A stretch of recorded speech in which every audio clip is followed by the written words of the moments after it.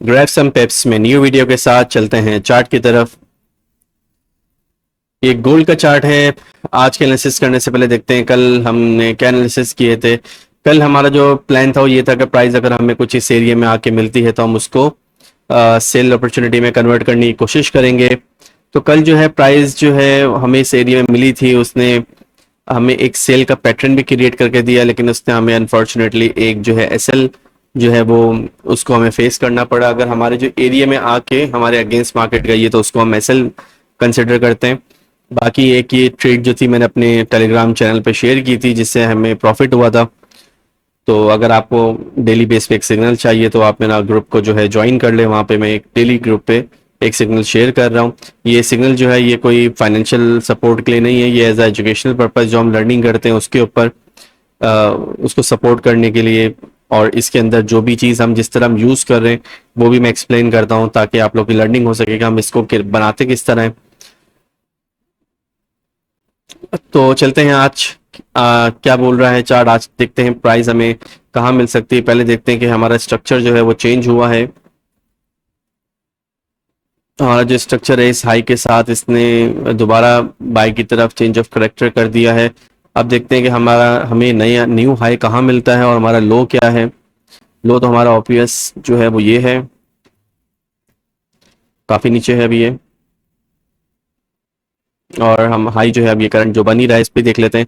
अच्छा, प्राइस आज के दिन मार्केट स्टार्ट हुई है, स्टार्ट होकर जो है ये डाउन ट्रेंड इसने कंटिन्यू किया है और अब जो है ये एक रिवर्स जा रही है। तो जो मुझे लग रहा है कि प्राइस ऑलरेडी इस एरिया में है, क्योंकि इसने यहाँ से स्ट्रक्चर को ब्रेक करके कंफर्म करके जो है ये प्राइस ऊपर गई है। तो हमारे पास ये जो हमारा लो था ये नहीं रहा, ये शिफ्ट हो गया ऊपर की तरफ।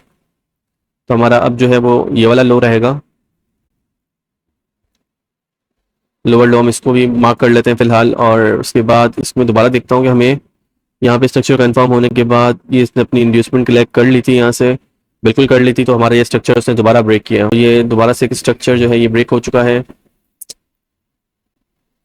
ब्रेक होने के बाद इसने अपनी इंड्यूसमेंट ली है, स्ट्रक्चर को कंफर्म करके दोबारा ब्रेक कर दिया है। तो हम वो स्ट्रक्चर को, हर स्ट्रक्चर को तो मार्क नहीं करेंगे, तो हम लोग बस करंट मूव जो है ना उसको निकालने की कोशिश कर रहा हूँ कि करंट मूव हमें मिल जाए, बाकी उसको छोड़ें। अब यहाँ पे क्या फॉर्मूला बन रहा है, इसने हाई ब्रेक कर दिया है, इंड्यूसमेंट जो है यहाँ से ऑलरेडी वो कलेक्ट कर चुका है। अब यहाँ से हमें एक सेल की अपॉर्चुनिटी लग रही है, मिल सकती है।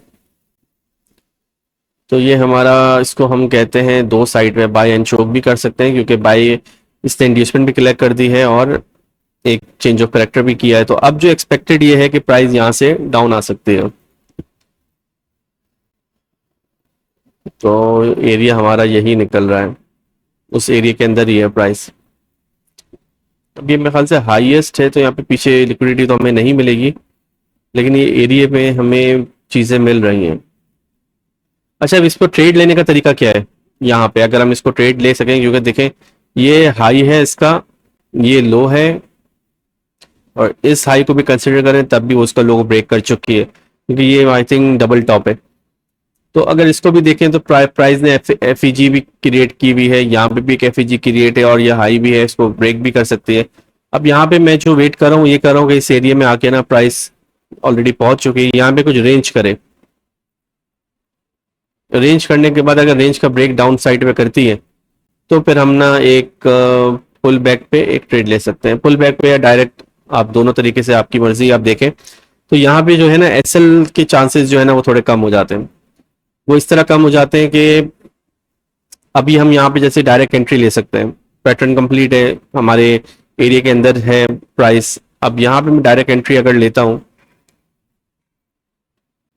ये एसएल हो गया, ठीक है, और ये हमारा 1:2 का टारगेट हो गया। तो प्राइस हो गया, प्राइस ने टच भी कर लिया उसको, ठीक है।